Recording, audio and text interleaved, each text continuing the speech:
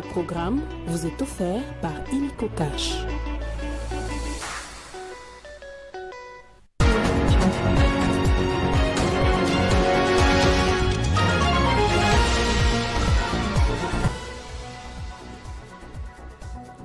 Présence de milices Mobondo à Kinzono dans la commune de Maluku.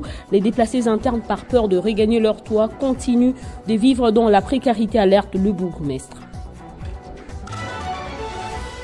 Incendie du pavillon 5 au marché de la Liberté. La première ministre a promis de débloquer rapidement des fonds pour permettre aux commerçants de relancer leurs activités. En France, rejet de la candidature de Lucie Castet à Matignon par Emmanuel Macron. Après les premières consultations, le nouveau Front populaire appelle à une mobilisation le 7 septembre prochain pour barrer ce coup de force.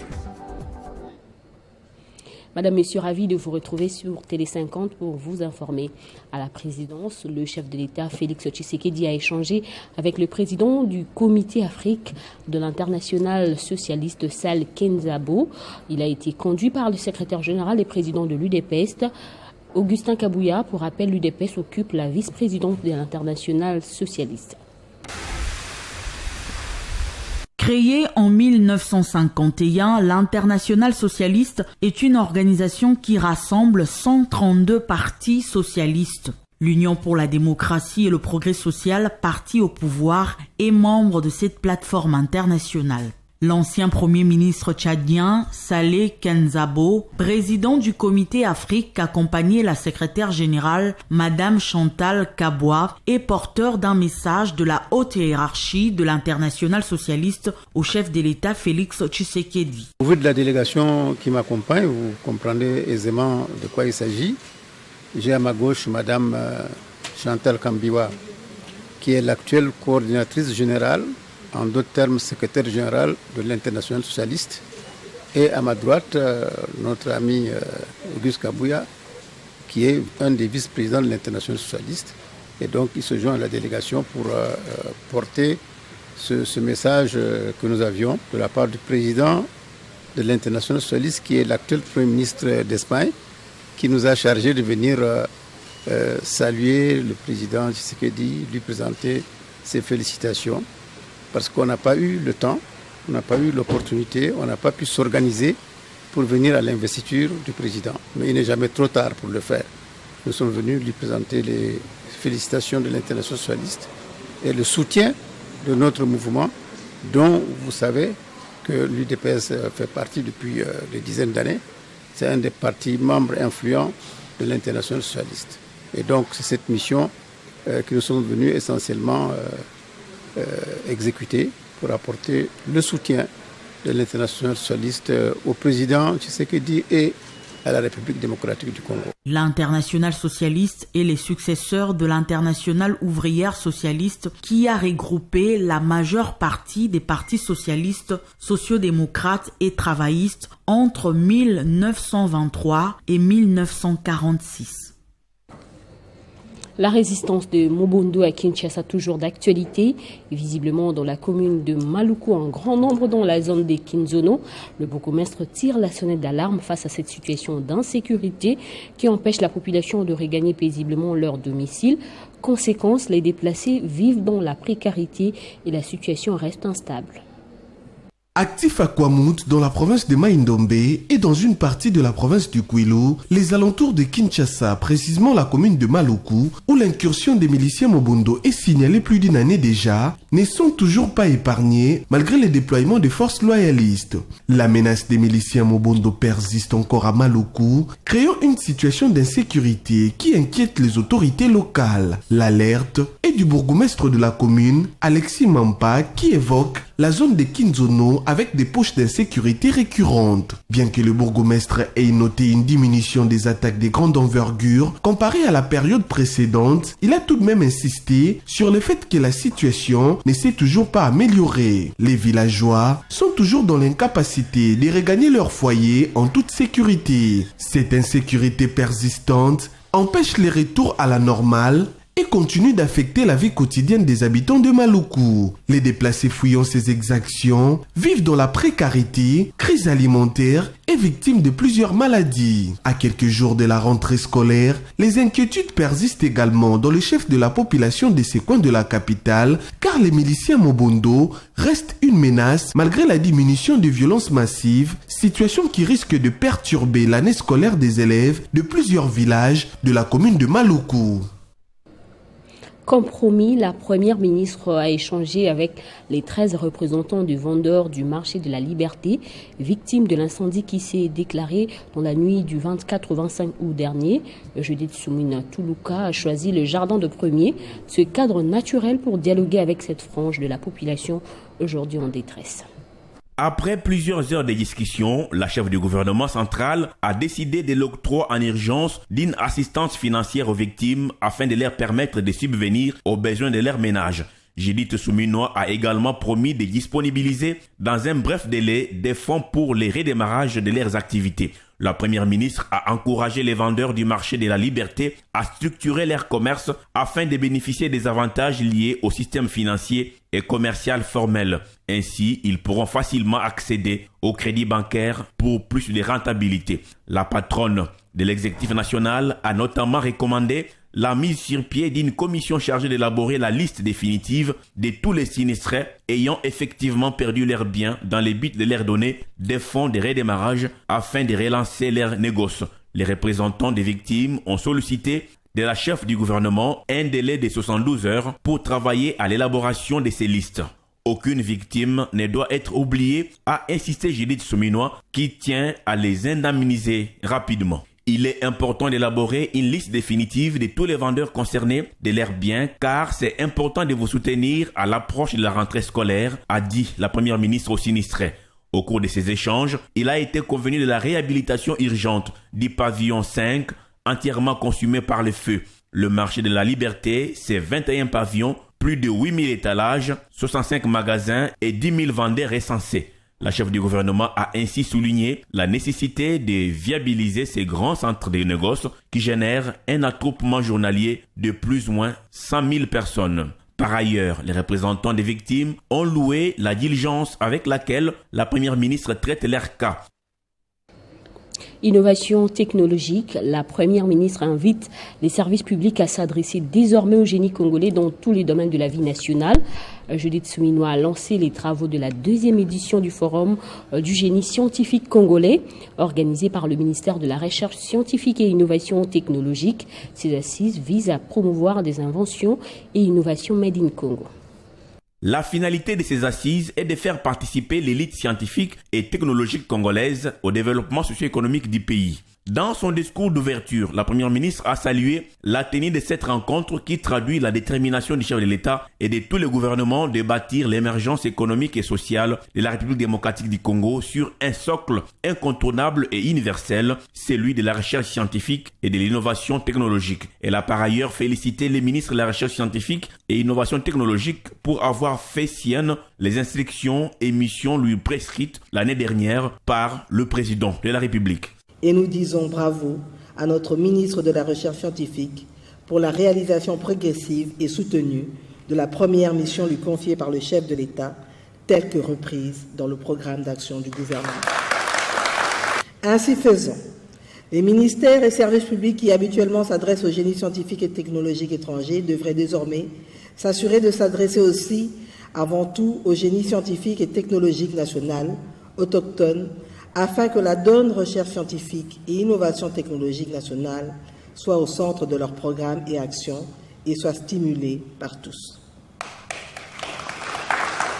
Pour sa part, le ministre de la Recherche scientifique et innovation technologique, Gilbert Kabanda, a plaidé pour que le gouvernement initie un projet de loi à soumettre au Parlement dans les meilleurs délais pour la création et l'organisation d'un fonds souverain d'appui au développement scientifique et technologique de la RDC.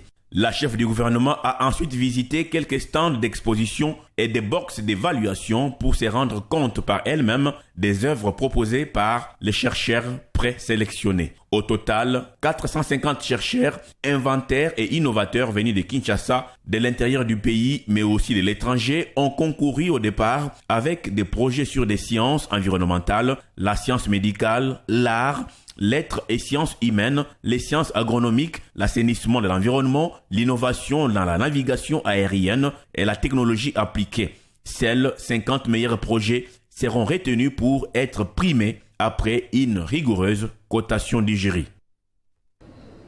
Le ministre d'État, ministre de la Justice et garde des Sceaux, Constant Moutamba, a effectué une visite d'inspection au guichet unique et de création d'entreprises. Le patron de la justice a appelé le personnel de ces services publics à prendre conscience de leurs responsabilités. Il a par ailleurs procédé à la contre-signature du nouveau barème salarial. Après les agressions dont a été victime la population civile de Kamwina-Nsapu depuis 2017, les chefs coutumiers ont réclamé réparation auprès du gouvernement congolais et au ministère des Affaires sociales, Action humanitaire et solidarité nationale. Ce dernier promet de tout mettre en œuvre pour que justice soit faite. Les victimes du conflit Kamwina-Nsapu réclament justice après avoir tout perdu depuis 2017.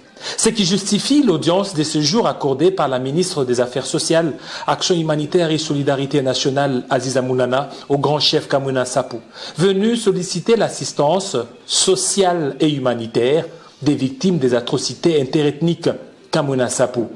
D'abord, c'était une prise de contact et puis présenter mes civilités. Puis on a beaucoup parlé plus de ce qu'on a oublié chez nous. Donc, comme il y a toujours le suivi de l'État, je suis venu pour voir. C'était vraiment très aimable avec moi. Et c'est qu'il m'a promis qu'elle va venir au Kassai, qu'elle sera même à Kamwina-Nsapu. C'est ce qui est important pour moi. Les grands chefs Kamwina-Nsapu attendent du gouvernement la réhabilitation des infrastructures de base, les écoles, la maison du chef coutumier. Côté gouvernement, Aziza Mounana, ministre des Affaires sociales, promet de faire ce qui est à son pouvoir pour soulager tant soit peu la souffrance des victimes de Kamwina-Nsapu.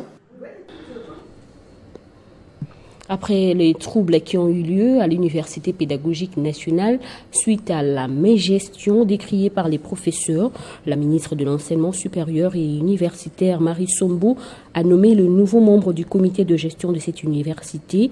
La professeure Yvonne Ibébeke prend la place de sa consoeur Anastasie Massanga, rectrice depuis décembre 2021. Dans ce même arrêté ministériel, le professeur Loaka Njonga Jean Pungi Kingela Albert, Nyakakonga Benita et Ilungangoy sont respectivement nommés secrétaire général académique, secrétaire général à la recherche, secrétaire général administratif et administrateur du budget de cet établissement universitaire. On va parler de la guerre dans l'Est. La structure courante de la révolution du Congo ne reste pas indifférente. Elle continue à sensibiliser les jeunes congolais à travers une tournée intercommunale sur les valeurs patriotiques de la République démocratique du Congo. Le samedi dernier, le CRC était dans les communes de Lingwala, Barumbu et Kinshasa. Les détails avec Héritier Tamboa. Après la commune de Bandalungwa, le courant de la révolution du Congo est descendu samedi 24 août dernier dans les communes de Lingwala, Barumbu et Kinshasa dans le cadre de la tournée intercommunale. Tout a commencé par une marche de vulgarisation, question d'attirer l'attention de la population. Arrivant vers l'avenue des Huileries, le gardien général du CRC a profité de l'occasion pour s'incliner devant le statut de l'ancien bourgmestre de la commune de Kinshasa. C'est un plaisir de me retrouver aujourd'hui, après tout le service qu'il a pu rendre à la nation, de venir, quoi de plus normal, pour venir honorer sa mémoire. L'initiative qui a été saluée par le président des ayants droit de cette municipalité. Je me réjouis de cette initiative prise par le courant de la révolution du Congo. C'est vraiment une belle initiative. Dans notre cadre des objectifs, parmi nos objectifs, le jumelage avec d'autres associations. Juste après, la marche a continué jusqu'au point de chute en face du lycée Kabambare. Un seul message à l'ordre du jour, conscientiser les jeunes Congolais de ces 3 communes sur les valeurs patriotiques de la République démocratique du Congo. Chaque jour, ce sont des jeunes comme nous.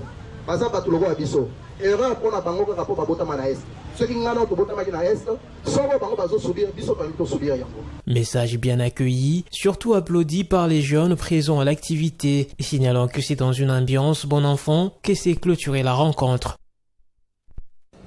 L'Assemblée provinciale citoyenne du Maniema est en voie de se doter d'un règlement intérieur. Les travaux de lecture, amendement et adoption ont été lancés lors de la plénière.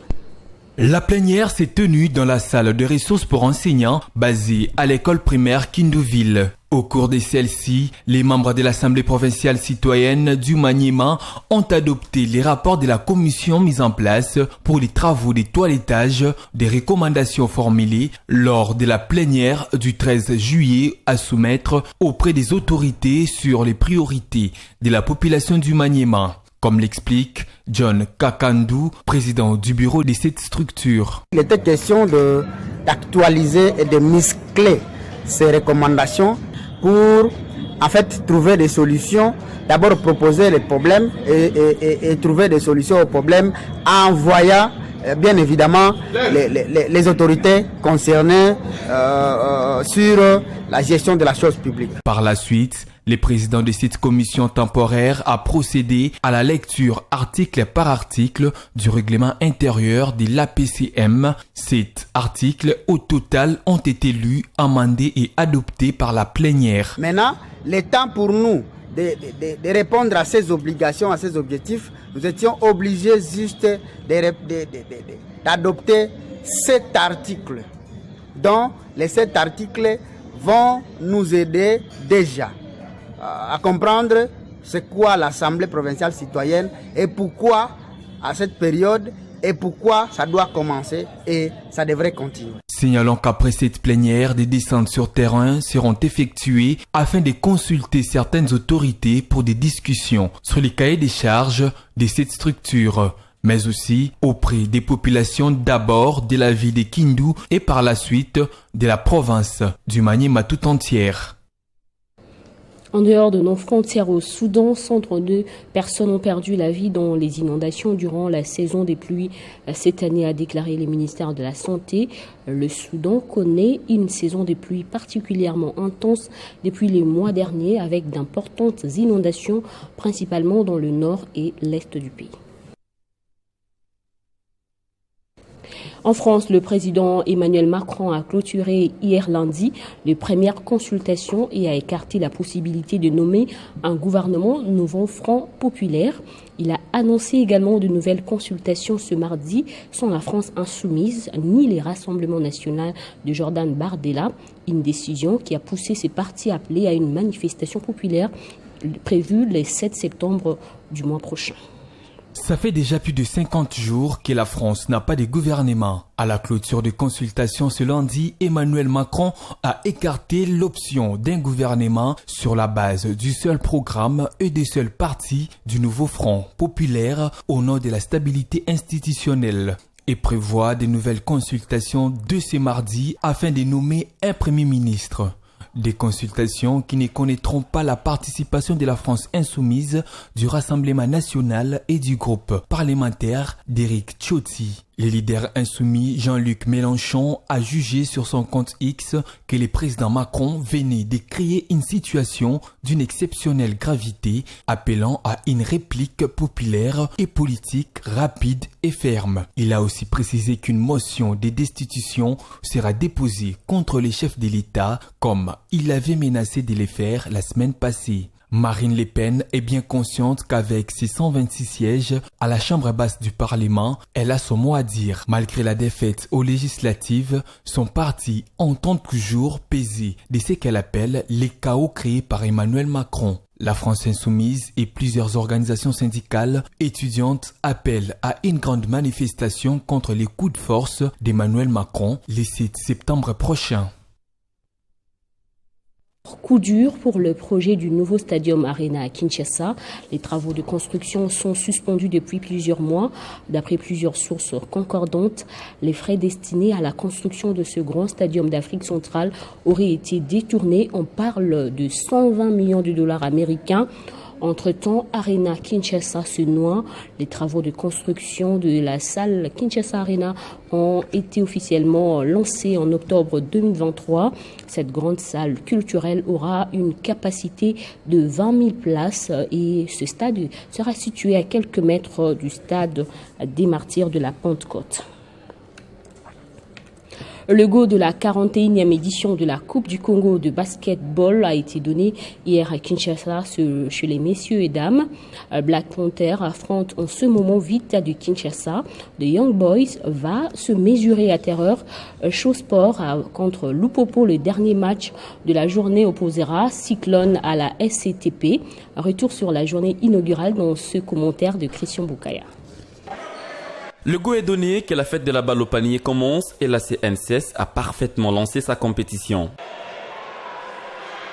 Chez les dames, la CNCS s'est baladée devant le BC Lupopo de Lubumbashi en lui infligeant un score salé de 127 à 44. Ce match à sens unique pour la CNCS est une preuve que les championnes en titre tiennent à tout prix conserver leur sacre, mais elles devront donner plus jusqu'à la fin de la compétition. Au début, c'était un peu difficile parce que le Lupopo avait placé la défense de zone de 2-3. Et au premier quart-temps, c'était un peu compliqué. Et puis après, nous avons parlé avec les athlètes qu'on ne devait pas accepter que le Lupopo place sa défense de zone. Donc on devait jouer plus notre basket, donc je dis la contre-attaque, plus la transition pour ne pas permettre à le Lupopo de déplacer leur défense. Et c'est ce qui a fait qu'on a essayé de creuser l'écart pendant le deuxième quart-temps et jusqu'à la fin du match. Chez les messieurs, le BC Mazembe n'a pas fait le poids devant le BC Virunga en s'inclinant 63-73. Le club louchois somnolait en début du match en perdant le deux premiers cartons 17-26, 10-15 avant de se réveiller au retour de la pause et mettre Virunga dans le doute en remportant le troisième carton 22-13 et lâcher finalement prise au dernier carton.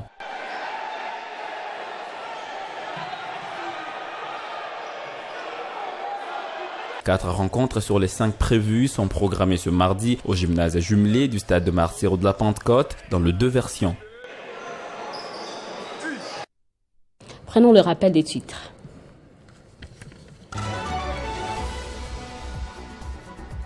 Présence des milices Mobondo à Kinzono dans la commune de Maluku. Les déplacés internes, par peur de regagner leur toit, continuent de vivre dans la précarité, alerte le bourgmestre. Incendie du pavillon 5 au marché de la Liberté.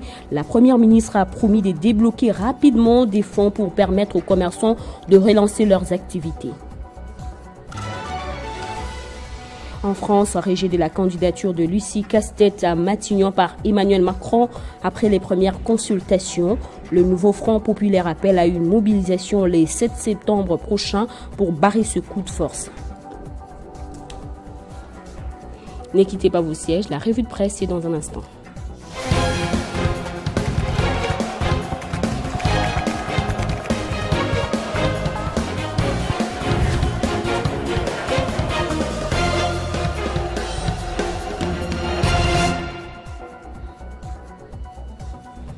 C'est avec Héritier Tambois que nous allons fêter les journaux parus ce mardi. Bienvenue. Merci beaucoup, Bédrine Kenge, et salutations respectueuses à toutes ces personnes qui nous suivent de partout.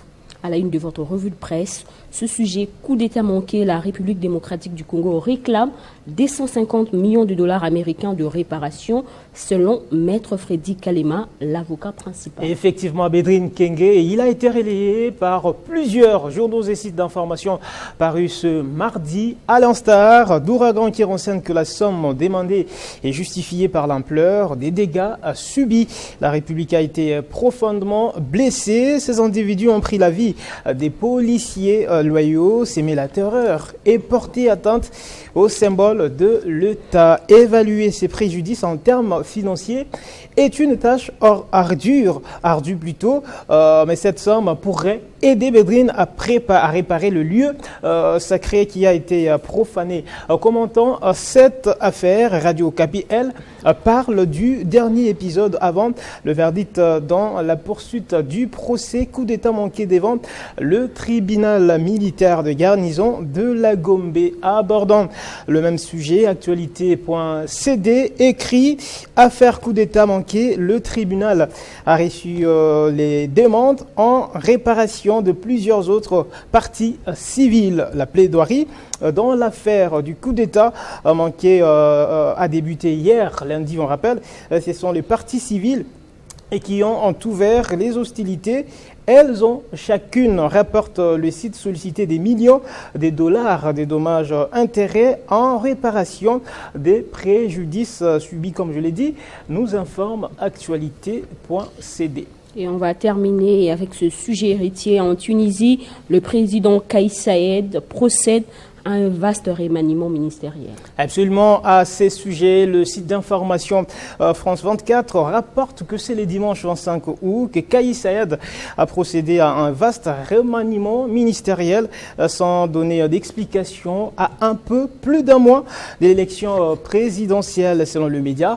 Ces remaniements inattendus comprend le remplacement de 19 ministres dont ceux des Affaires étrangères et de la Défense et des 3 secrétaire d'État après le limogeage début août du Premier ministre qui n'a pas été remplacé depuis Bédrine. D'un média à un autre, RFI titre de son côté, Tunisie, le président évoque la sûreté nationale pour justifier le vaste remaniement du gouvernement. Kais Saied, qui n'a jamais caché ses sentir investi d'une mission divine selon ces médias, RFI rappelle que le pouvoir est exercé en Tunisie selon le président par le chef de l'État et que le gouvernement est là pour l'assister. Le remaniement ministériel était toujours selon lui une nécessité pour assurer ce qu'il appelle la sûreté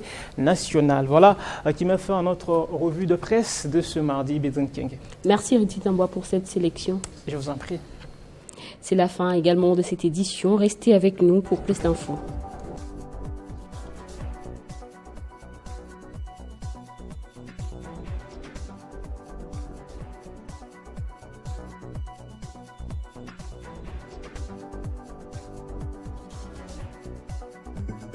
Retrouvez toute l'actualité en continu sur www.tele50.cd. Ce programme vous a été offert par Illico Cash.